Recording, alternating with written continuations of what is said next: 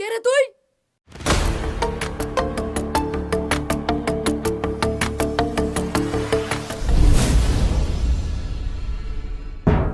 গরিব ঘরে জন্ম, নেই কোনো কর্ম, ছেলে আমি সিধে সাদা, তাই লোকে ভালোবেসে নাম থেয়েছে পাড়ার দাদা।